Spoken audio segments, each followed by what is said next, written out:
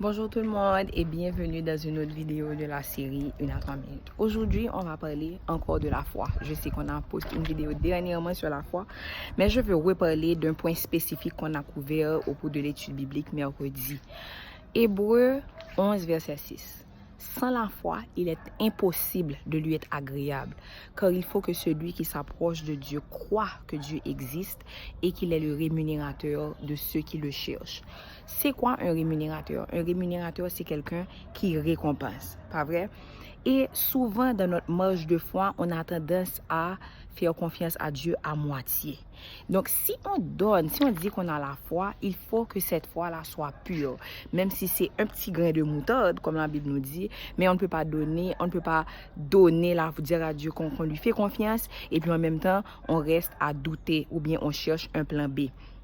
Il y a une phrase qu'on avait utilisée, stop checking on things that you already put in God's hand.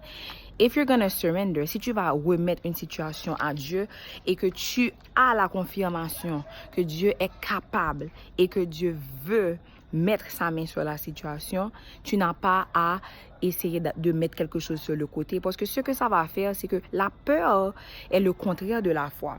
Donc, quand tu laisses la peur venir empoisonner ton cœur pendant que tu es censé faire confiance à Dieu pour une situation, tu vas aller te retrouver à faire des choses que Dieu ne t'a jamais envoyé faire.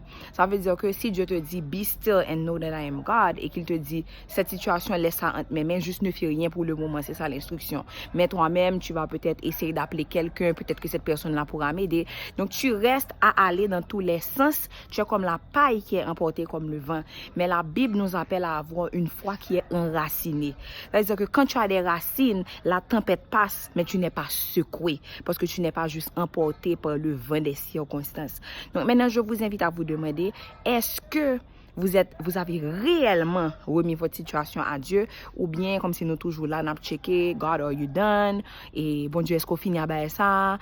Just want to make sure. Je sais que tu m'avais dit que quitter situation en main, but just want to make sure you didn't change your mind, right? Donc imaginez si vous êtes une personne de confiance et que vous dites à quelqu'un, juste fais-moi confiance, je vais accomplir X, Y, Z choses. Et que cette personne-là reste à venir chaque 2 minutes pour venir vérifier si vous avez fait, vous allez être irrité. Et c'est pour ça que Hébreux 11, verset 6 nous dit, sans la foi, il est impossible de lui être agréable. Au final, remettre situation dans mes bon Dieu, relax, be still.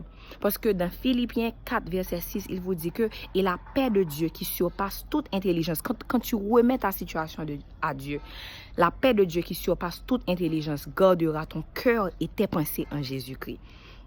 Donc, si tu te retrouves à t'inquiéter, si tu te retrouves à essayer de faire des choses, d'avoir des backups que Dieu ne t'a jamais demandé de faire, c'est peut-être que tu n'as pas réellement remis à Dieu ta situation. Peut-être qu'il te manque la foi. Donc, dans cette situation, prie, demande à Dieu le don de foi pour pouvoir être patient en attendant que la promesse arrive. Donc, je vous laisse avec ce mot. Que Dieu vous bénisse, que Dieu vous garde. Et on se voit demain matin pour une autre vidéo, 1 à 3 minutes.